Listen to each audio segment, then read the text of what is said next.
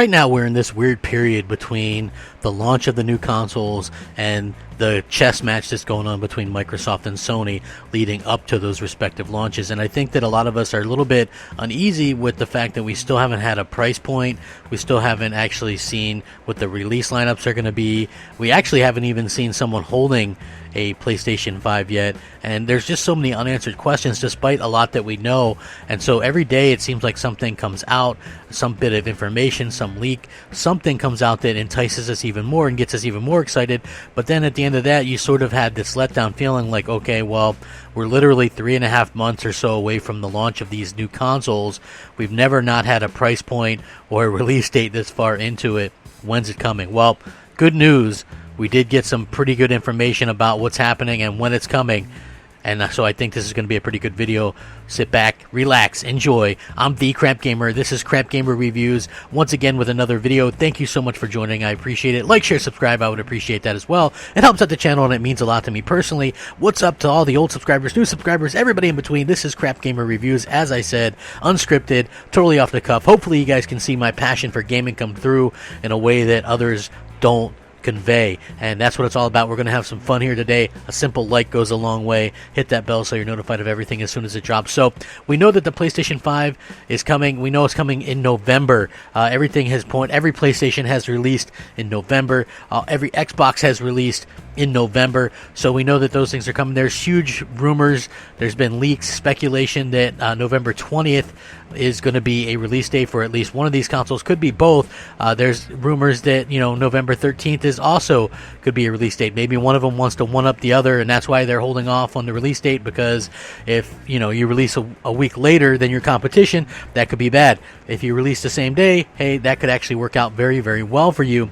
And again, I just feel like Sony is playing it safe, and they don't necessarily have to, being that they're PlayStation, right? Like, let's just be real. PlayStation is a huge entity, and it is a worldwide phenomenon, whereas Xbox is realistically more of a UK/ North American thing, right? Like, it doesn't have nearly the mass appeal. I think if you look at the European difference overall, the difference between PlayStation sold and Xbox is sold, it's a huge margin. I think it's like 20, 30, maybe more million consoles sold on the PlayStation 4 side. So Sony doesn't really have to be as cautious as they're actually being, considering they're the market leader, and also considering that Microsoft has done everything they could to basically ensure that Sony wins this upcoming generation as well. And the reason why I say that is they've created the most optional console ever known to mankind with the Xbox Series X, and that's not really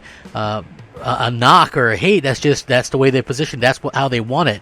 Actually, that's not me hating on the Xbox.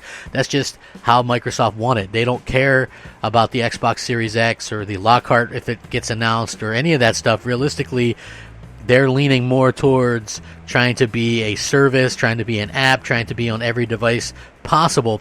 And with that being said, it's just very interesting to see how these things kind of come about and how Sony is going to react to it, because there's big rumors now that, well, it's been confirmed that Halo Infinite is going to be free-to-play multiplayer on the Xbox Series X and 120 frames per second.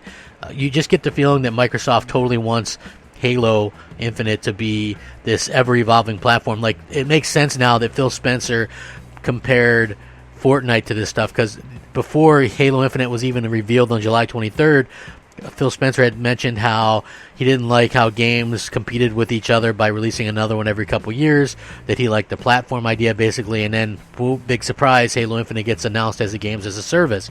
And then he talked about how anybody can play Fortnite, whether it be on a phone or a tablet or a Switch or a PlayStation or an Xbox. And then you have this Halo is for everyone is the tagline.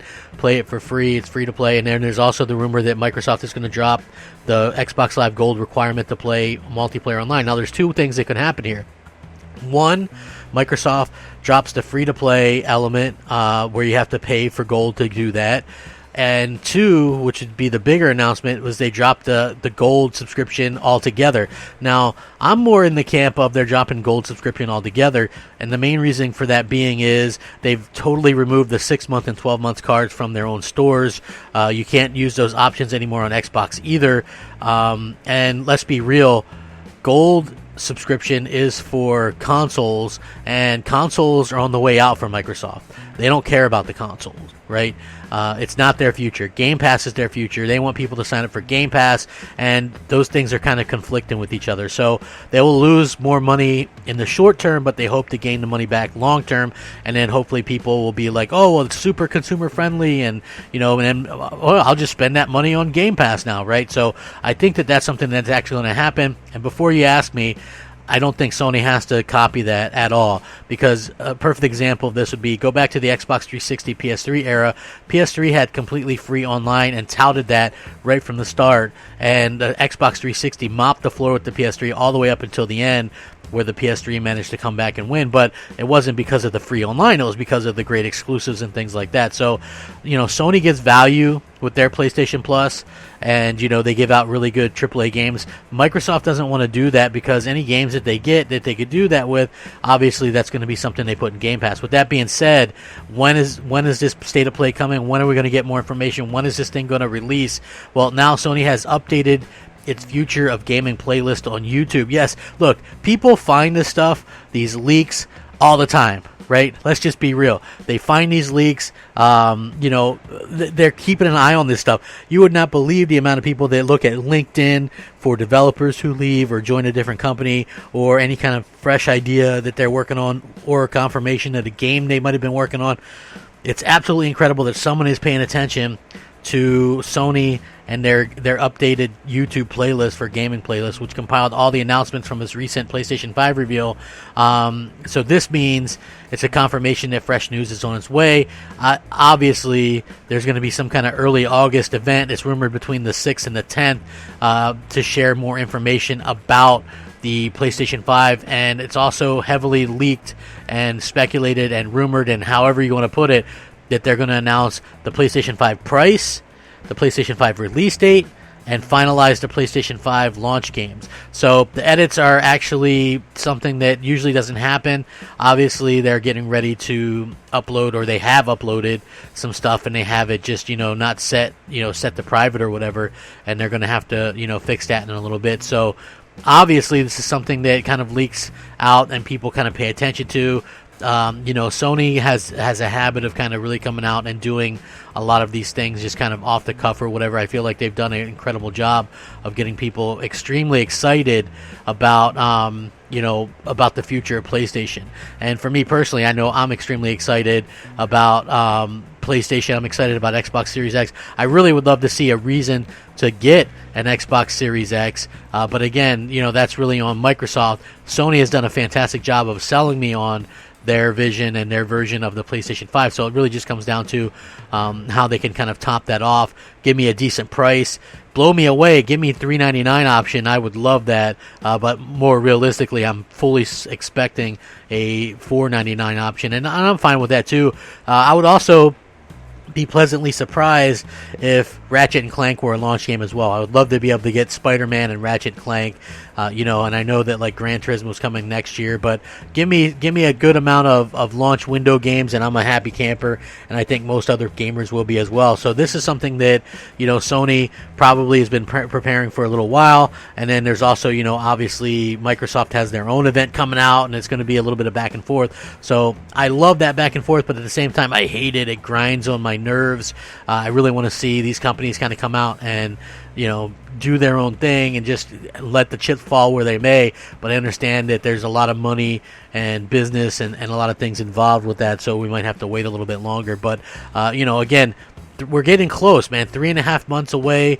They better come out and start announcing how much these things are going to cost and exactly what's on the table. I mean, if you think about it, Microsoft hasn't even confirmed the Xbox Lockhart yet, and you have to wonder what's going on with that and exactly what the plan is to sort of, you only have a certain amount of months to explain why anybody in their right mind would buy something like that to begin with, and then you also have the other situation with the games and things like that. So hopefully it all gets worked out. For me personally, what do you guys feel about this? They're updating this. There's leaks that they're going to be doing something between the 6th and the 10th. We're already into August, believe it or not. So again, this is right around the corner, this upcoming week or right afterwards. So awesome stuff to be hearing. What do you guys think? Are you excited about getting the price reveals and about getting, this big news that when's the release date and the games finalized and stuff like this?